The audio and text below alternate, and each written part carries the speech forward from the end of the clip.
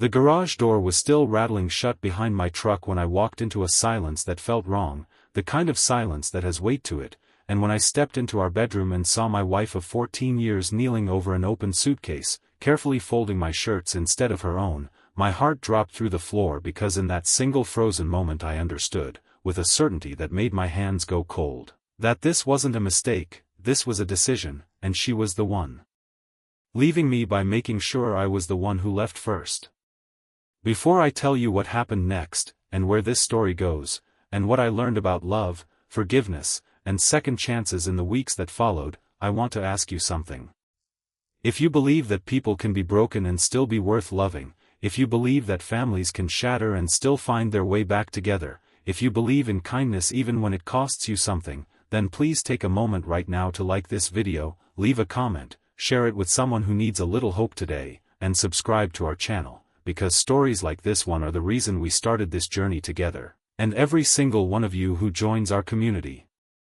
makes these stories mean more. My name is Nathaniel Hargrove, and until that Tuesday afternoon in early October, I would have told you that my marriage, while not perfect, was solid. Vivian and I had built a life together in a modest brick house on Larkspur Lane, the kind of house with a crooked mailbox and a maple tree that dropped too many leaves every fall, the kind of house that had absorbed 14 years of arguments about money and laughter about nothing and the particular exhaustion that comes from raising 2 children while working full-time. I sold industrial equipment for a mid-sized company, the kind of job that paid the mortgage but rarely paid attention to my soul, and Vivian taught 3rd grade at Meadowbrook Elementary, coming home every day smelling like chalk dust and construction paper, her voice hoarse from a day spent corralling 8-year-olds through long division. We had our daughter Adeline, who was 12 and already sharper than both of us combined, and our son Theo, who was 8 and still believed, in that beautiful uncomplicated way children do, that his parents were the strongest, smartest, most permanent fixtures in the universe. I had left the house that morning like any other morning, kissed Vivian on the cheek as she stood at the counter pouring coffee into a travel mug, told her I loved her the way you tell someone you love them when you've said it 10,000 times before and it has become more habit than declaration, and driven to work expecting to spend the day the way I spent most days, driving between client sites, sitting through meetings about hydraulic pumps and industrial conveyor systems, checking my phone during lunch breaks for photos Vivian sometimes sent of the kids.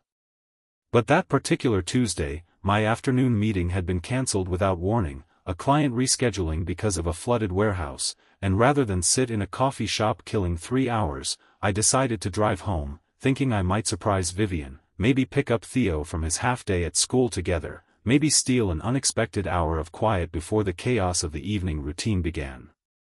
What I found instead was my wife on her knees on our bedroom floor, my clothes spread around her in careful, deliberate piles, folding my shirts with the same precision she used when she packed for our family vacations, the kind of folding that meant she had done this before, at least in her mind, had rehearsed this moment so many times that her hands knew exactly what to do even while her face, when she looked up and saw me standing in the doorway, went the color of old paper. For a long moment neither of us said anything. I remember the sound of the refrigerator humming downstairs, the distant bark of the neighbor's dog, the ordinary sounds of an ordinary afternoon continuing on as if the entire architecture of my life hadn't just cracked down the middle. I remember looking at the suitcase, my suitcase, the one we'd bought together at an outlet mall the year before Adeline was born, and seeing my belts curled up like sleeping snakes, my razor and toothbrush already zipped into the little mesh pocket meant for toiletries. And I remember feeling something in my chest that I can only describe as the particular vertigo of watching your own life get sorted and boxed away by someone else's hands. I asked her, my voice smaller than I wanted it to be, what she was doing, though the question was almost embarrassing in its obviousness, and she didn't answer right away. She sat back on her heels, one of my shirts still clutched against her chest, and I watched her face move through something complicated, something that looked less like guilt and more like exhaustion, the particular exhaustion of a person who has been carrying a decision alone for far too long and is relieved, in some terrible way, that the carrying is finally over. She told me, eventually, that she thought it would be easier this way. Easier for who? I asked, and she said easier for everyone, easier than a long conversation, easier than watching me pack my own things while she stood in the doorway feeling like the villain in her own house.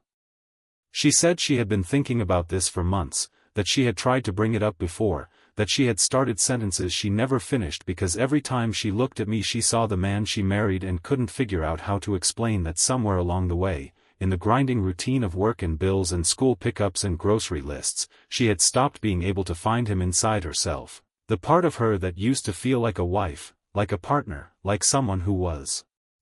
building something rather than just maintaining it.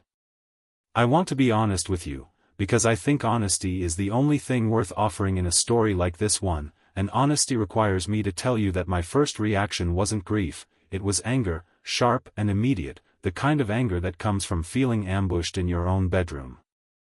I asked her how long she had been planning this, whether there was someone else, whether the past 14 years had all been some elaborate performance that I had been too blind or too busy to notice was ending.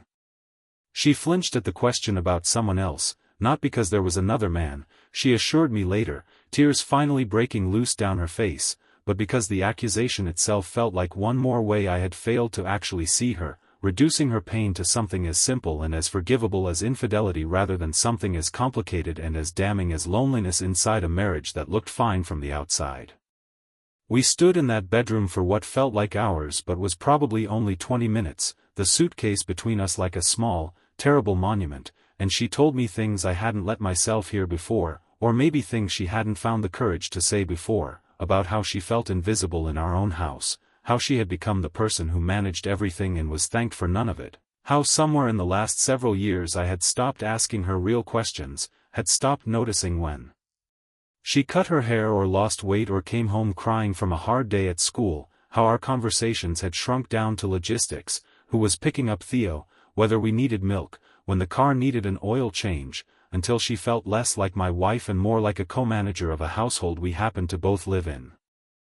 I wanted to defend myself, and some small ugly part of me did, listing off the hours I worked, the money I brought home, the fact that I never cheated, never gambled, never raised my voice at the kids, as if the absence of the worst things a husband could do was the same as the presence of the best things a husband could be. But even as I said those words, I could hear how hollow they sounded, how they were the words of a man who had confused providing for a family with actually being present in one, and something in Vivian's face told me she had heard men say versions of this same defense 100 times in her own head during the long nights she had lain awake beside me, feeling the particular loneliness of sleeping next to someone who no longer felt like a companion. She told me she had already spoken to her sister Margaret, who lived 2 towns over in a small rental house with an extra bedroom, and that she had planned, before I walked in and disrupted the plan she thought would spare us both a scene, to have my bags packed and waiting by the door when I came home, to tell me calmly and without hysterics that she thought I should stay with my brother Walter for a while, that the kids needed stability and she needed space to think, and that she had convinced herself this quiet, orderly exit was somehow kinder than the alternative, kinder than screaming or crying or the kind of ugly confrontation she had seen destroy her own parents' marriage when she was a teenager.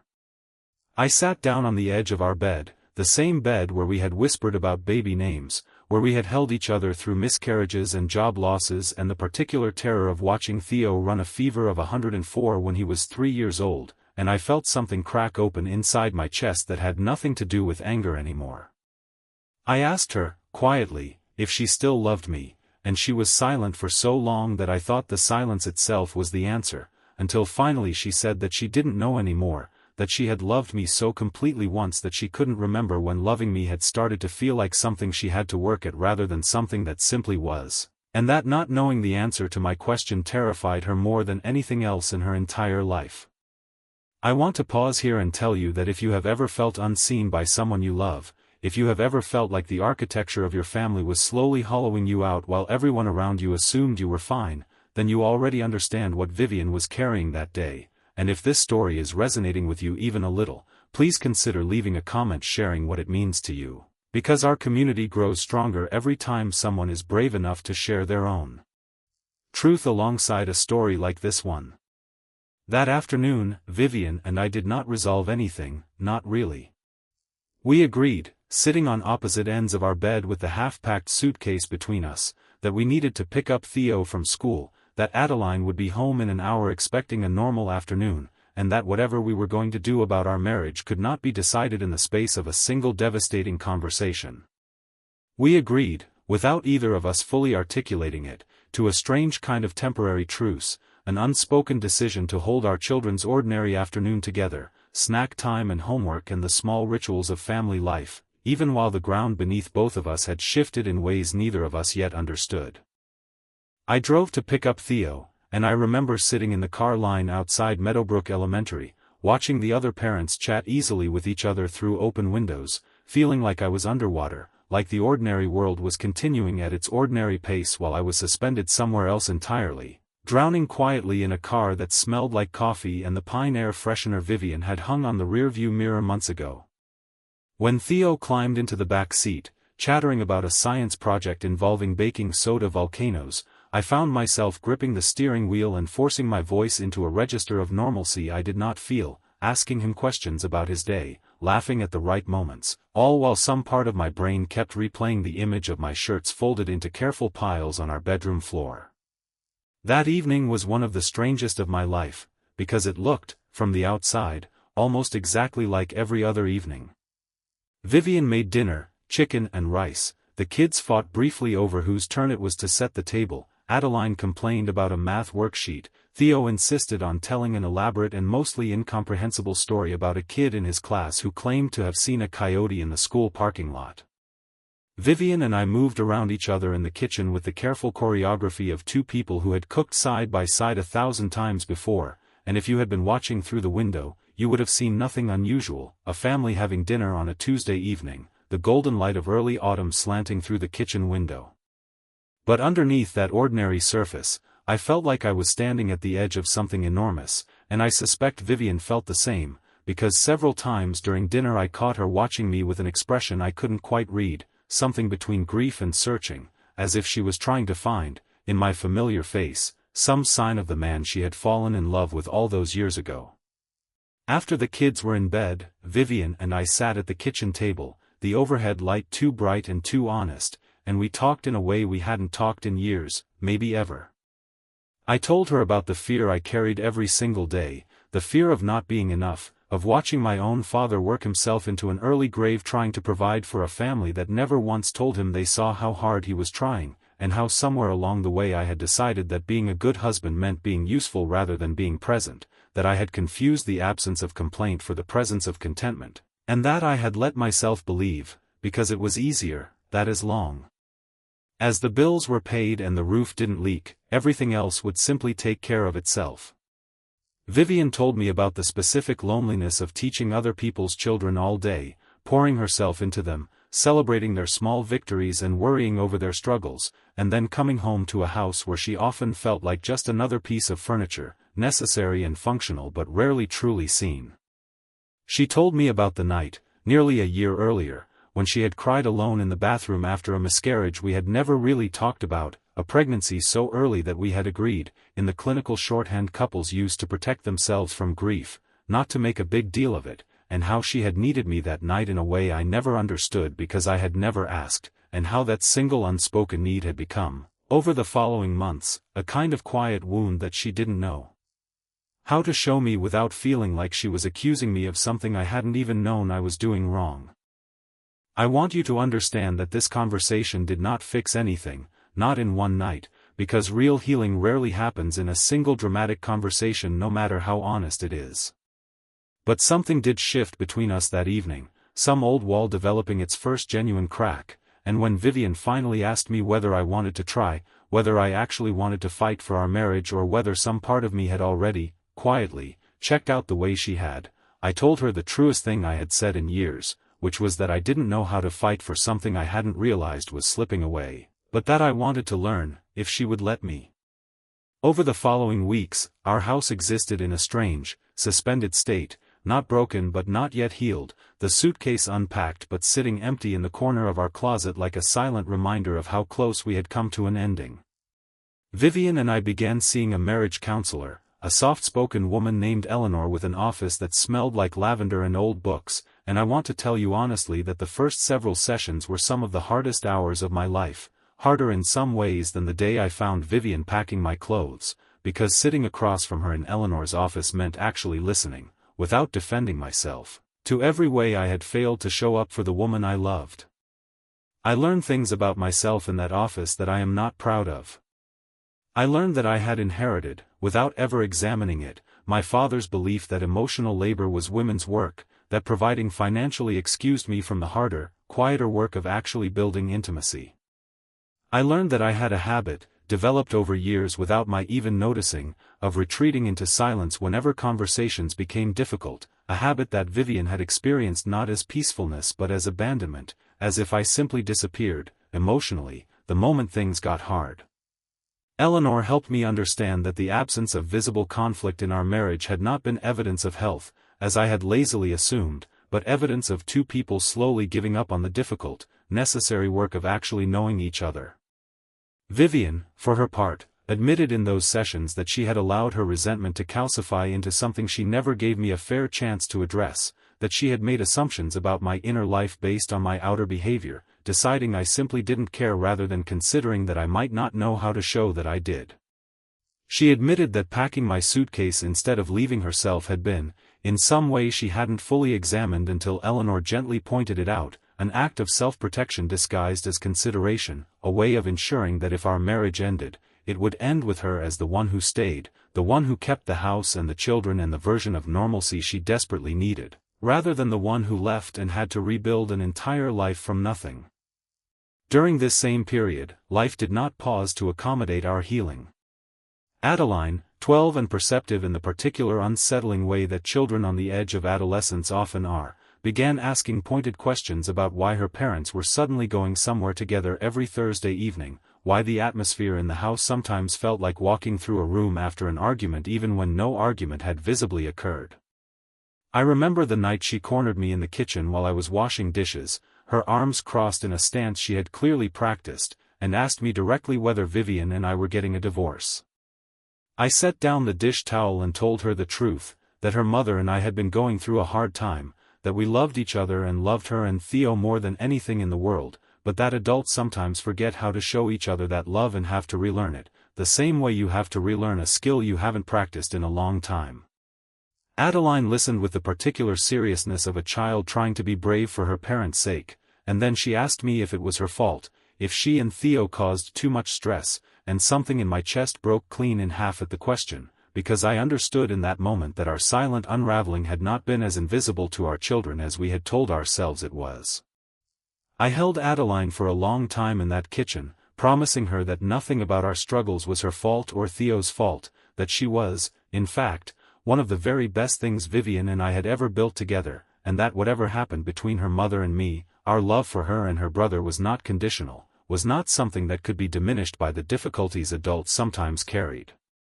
I don't know if she fully believed me that night, but I saw something in her shoulders relax slightly, and I made a private vow to myself that even if Vivian and I ultimately could not find our way back to each other, I would never again let our children absorb the weight of our unspoken struggles without at least being honest with them about what was happening.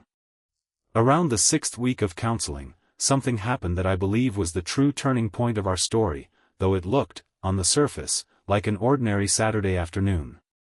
Vivian's mother, a formidable and sharp-tongued woman named Constance who had never fully hidden her skepticism about my worthiness as a husband, came to visit for the weekend, and over lunch, in her characteristically blunt fashion, she asked Vivian directly, in front of me, whether she was happy, whether staying in this marriage was truly what she wanted or whether she was simply too afraid of starting over to leave.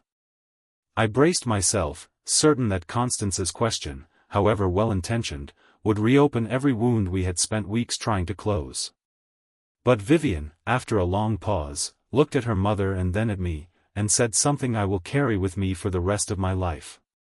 She said that for a long time she had believed that leaving would be the brave thing to do, that staying in a marriage that had grown quiet and distant was a kind of cowardice, a settling for less than she deserved. But she said that in the past several weeks, she had come to understand something different, that choosing to stay and do the difficult, unglamorous work of rebuilding intimacy with someone you had once loved completely was, in its own way, far braver than leaving, because leaving required only the courage to walk away, while staying required the courage to keep showing up, day after day, even when you weren't certain the effort would be rewarded.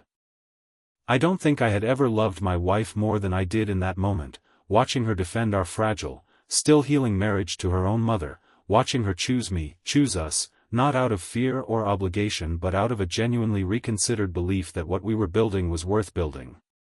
Constance, to her credit, said nothing more on the subject for the rest of the visit, though I noticed her watching me differently afterward, with something that might have been the beginning of respect.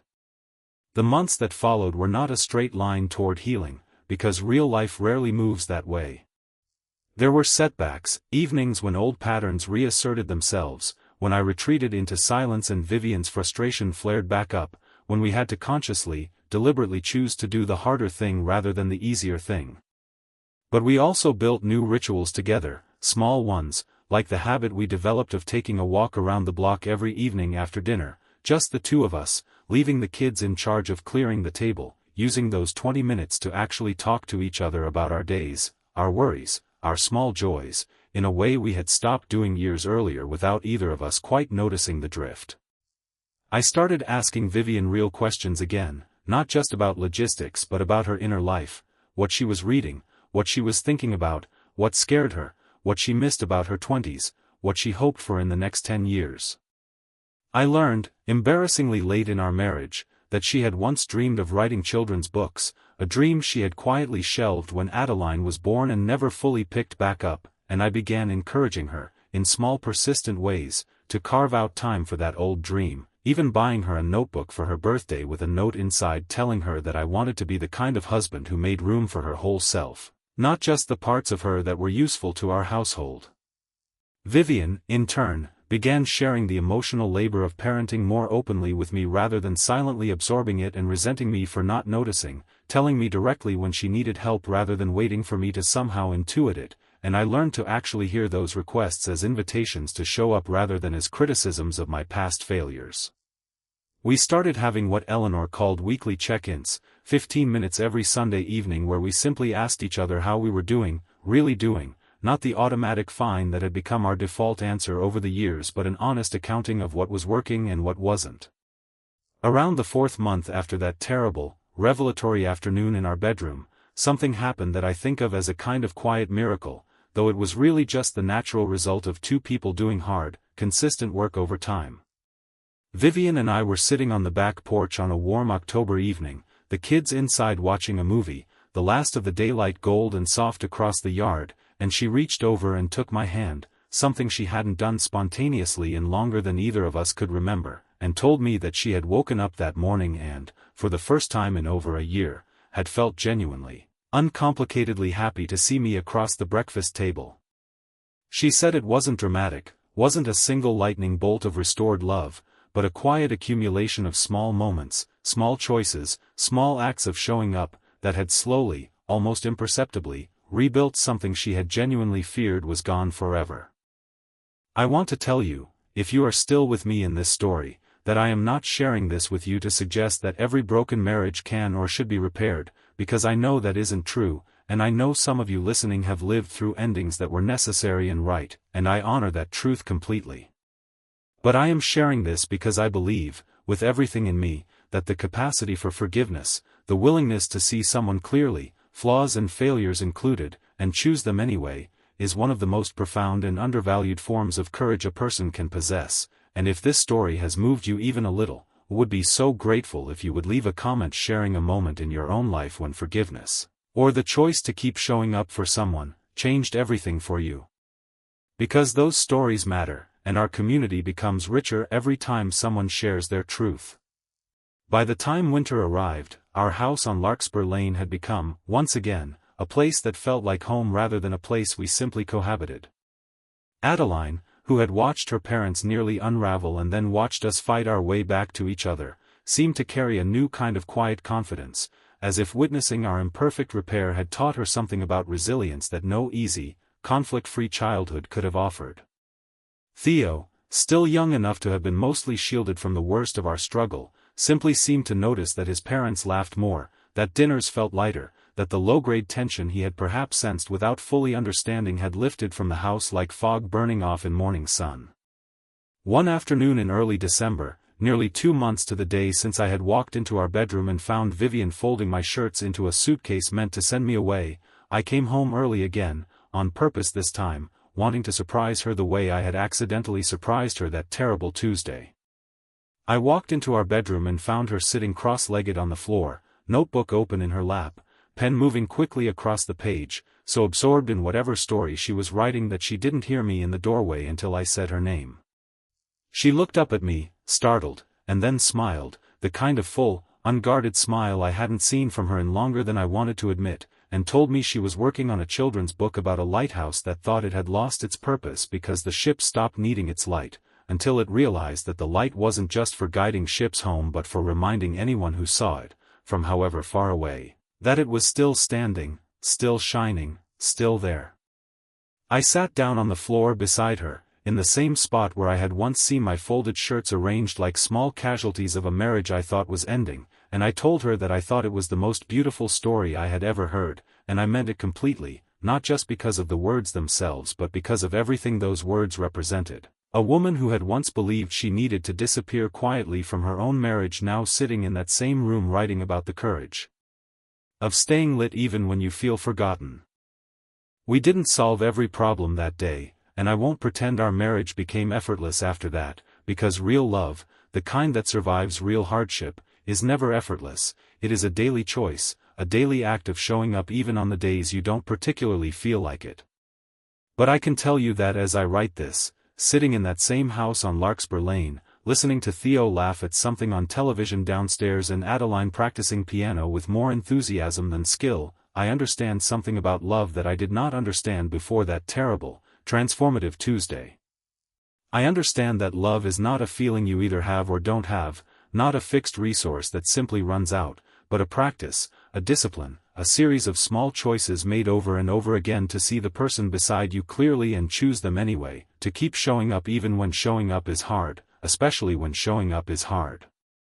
I think often about how close Vivian and I came to becoming another quiet statistic, another marriage that ended not with dramatic betrayal but with the slow, invisible erosion of two people simply forgetting how to reach for each other.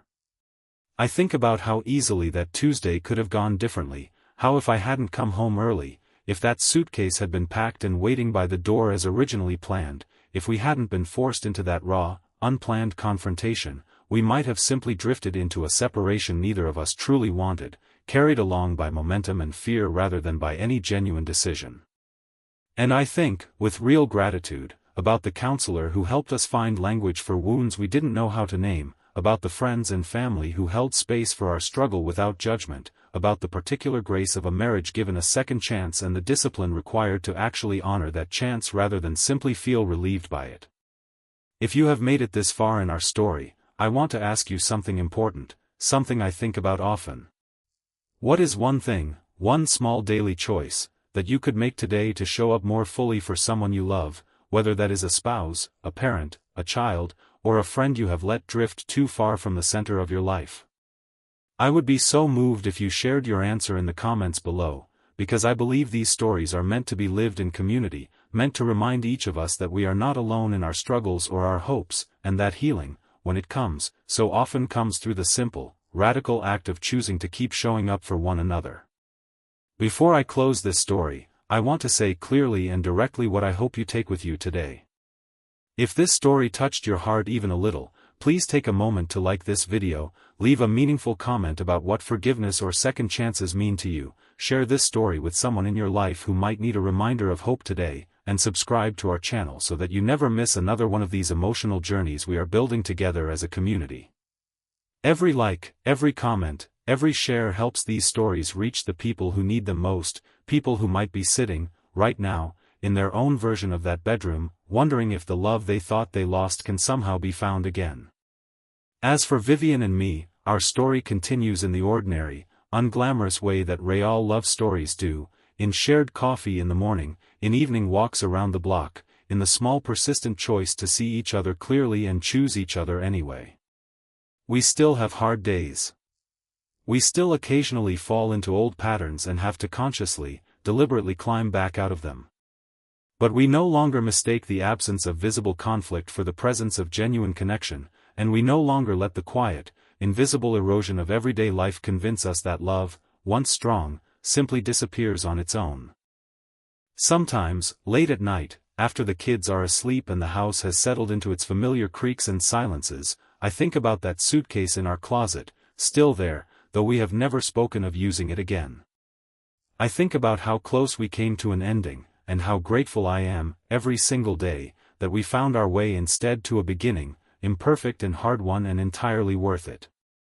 I think about all of you, listening to our story, carrying your own versions of that bedroom, your own suitcases packed or unpacked, your own quiet hopes for repair, and I want you to know that whatever you are facing, whatever love you are fighting to keep or grieving to let go of, you are not alone in it, and there is a whole community here, watching, listening, holding space for your story too.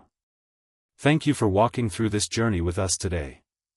If our story gave you even a small measure of hope, please remember to like, comment, share, and subscribe, because it is through your support that we are able to keep telling stories about kindness, forgiveness, hope, and the second chances that make life, in all its complicated beauty, worth holding on to. Until our next story together, take care of the people you love, show up for them even on the hard days, and never underestimate the quiet, transformative power of choosing forgiveness over fear. This has been our story, from our family to yours, and we will see you again very soon.